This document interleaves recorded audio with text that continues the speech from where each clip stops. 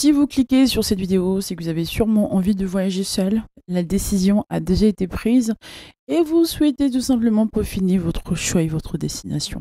Dans ce cas-là, vous êtes au bon endroit.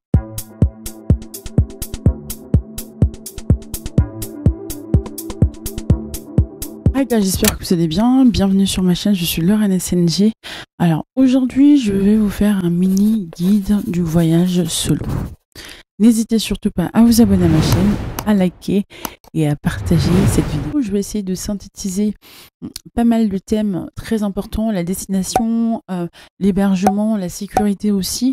Et je vous donnerai quelques astuces pour parfaire votre voyage. La destination. Quelle destination choisir? Pour un premier voyage, je vous recommande vivement de ne pas trop vous éloigner de votre pays de résidence. Pour les personnes qui sont introverties, je vous conseille de changer d'air tout simplement en changeant de ville. Toulouse, Montpellier, Le Havre, Orléans, Rouen, Bordeaux, Lille. Voilà, je vous conseille de vous déplacer en interne. Mais franchement, pour un premier voyage, pour avoir ce côté dépaysement, je vous conseille aussi l'Angleterre. Si vous avez jamais mis les pieds à Londres, c'est une bonne occasion d'y aller. L'Allemagne, honnêtement, quand je suis partie en Allemagne, c'était boring. Boring peut-être parce que j'étais pas non plus intéressée par ce voyage au départ, mais je vous conseille aussi l'Allemagne, la Belgique sinon. Premier conseil donc, ne pas vous éloigner de votre pays de résidence. Pour vous apporter cette confiance, j'ai été capable d'aller en Allemagne, j'ai été capable d'aller en Belgique, ça s'est bien passé, j'ai bien géré. Ça gonfle votre ego dans le bon sens du terme. En ce qui concerne la réservation de vos billets d'avion, il y a un endroit très peu connu où vous pouvez réserver vos billets d'avion, c'est Cdiscount.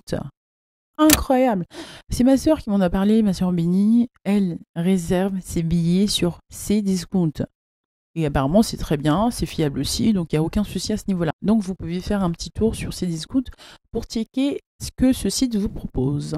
Moi, en l'occurrence, jusqu'à présent, j'ai toujours voyagé avec Air France, donc j'ai toujours pris mes billets sur Air France. À l'exception de quelques compagnies comme EasyJet, je pense que j'ai juste fait EasyJet et une compagnie irlandaise. Au niveau de l'hébergement, vous avez 3 types d'hébergement. Vous avez les hôtels, les auberges de jeunesse et les Airbnb. Je n'ai jamais réservé en Airbnb. Je pense que cette option est plutôt pas mal quand vous êtes en groupe, en duo ou à plus de 5 personnes. Ça, c'est très rentable, je trouve. Ce que moi, j'ai toujours privilégié, ce sont les hôtels. J'ai fait une fois une auberge de jeunesse en Irlande. Je vais commencer par les hôtels. Alors, les hôtels. Le petit bémol, c'est le prix. Évidemment, un hôtel coûtera toujours plus cher qu'une auberge de jeunesse ou qu'un Airbnb. Pour commencer, alors généralement, je réserve mes hôtels sur Booking. Une fois sur Booking, je regarde les commentaires négatifs. C'est ce qui m'intéresse, moi, les commentaires négatifs. Les positifs ne m'intéressent absolument pas.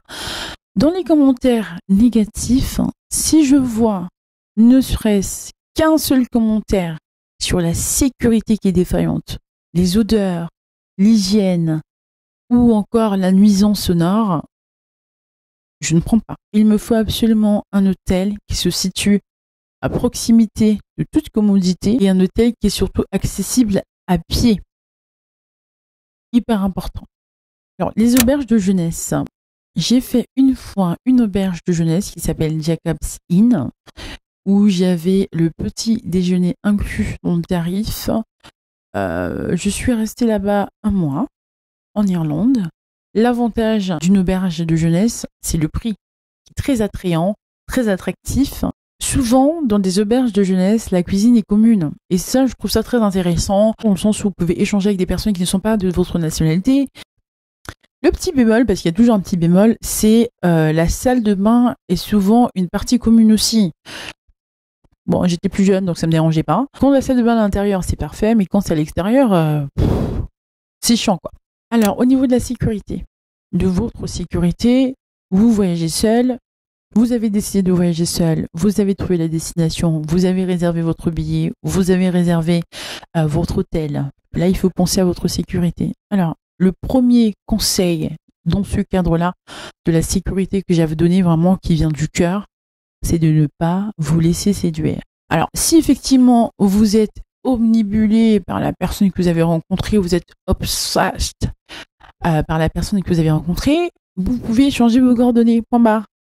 Point barre. Pour l'amour de Dieu, je vous en conjure, ne donnez jamais l'adresse de votre hébergement, de votre hôtel. Encore moins le numéro de votre chambre. You know what I'm saying? Ne donnez jamais ces informations-là. Ce sont des informations qui sont personnelles. Ne faites jamais cette erreur. La naïveté tue. Des fois, faites très attention à ça parce que ça peut aller très, très vite. Je ne vous dis pas de ne pas communiquer avec les autres. Non, je ne vous dis pas cela. Je vous dis de profiter avec un minimum de distance. D'accord?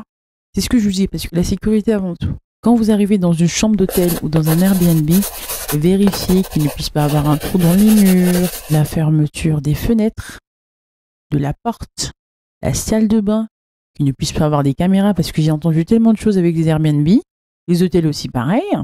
Voilà, vérifiez tout ça. Et ensuite, vous pouvez poser vos valises calmement. Quand je dors dans un hôtel, je mets toujours mes valises, mes bagages devant la porte. Ça me rassure. Soyez toujours attentif à votre instinct. Si vous avez un endroit et que votre corps réagit d'une manière assez bizarre, tirez-vous.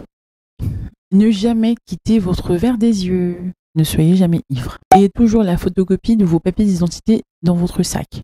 Très important. Me concernant, je laisse toujours les originaux à l'hôtel ou dans un coffre-fort en fait. Je n'emmène pas mes papiers d'identité avec moi. Parce que les pickpockets, c'est international.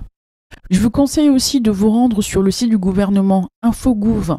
Vous saisissez votre destination une fois de plus et là, vous avez une flopée d'informations sur la sécurité, sur les démarches à faire en amont. Vous avez aussi des informations sur le climat. Voilà. Ça aussi à ne pas négliger. Beaucoup de personnes ne s'y rendent pas, mais c'est dommage.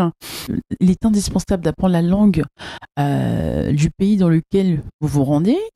Par exemple, si vous décidez d'aller en Corée du Sud, ça serait dommage de ne pas apprendre les bases du coréen. C'est rien ça, de coup ça? Ah ben en Corée, c'est sûr, tout le monde parle anglais, c'est sûr. Non, c'est faux. Tout le monde ne parle pas anglais. Ayez au moins les notions de base, d'accord? Je ne vous dis pas de rentrer dans l'apprentissage avec des dissertations sur la grammaire. Néanmoins, c'est important de pouvoir maîtriser les bases. Bonjour, je m'appelle, ça coûte combien? Oh là là, que c'est beau, c'est bon. À l'aide, au secours. Oh si, ben. Les astuces. Alors, ma première astuce, c'est de visiter les blogs de voyage. Saisissez sur Google votre destination et à la fin, vous mettez blog. Vous allez voir, c'est magique. Canada, blog. Les gens, généralement, vous racontent en détail leur expérience ou voir jour par jour le lieu où ils ont séjourné. Tout ça, n'hésitez surtout pas à le consulter. C'est très important.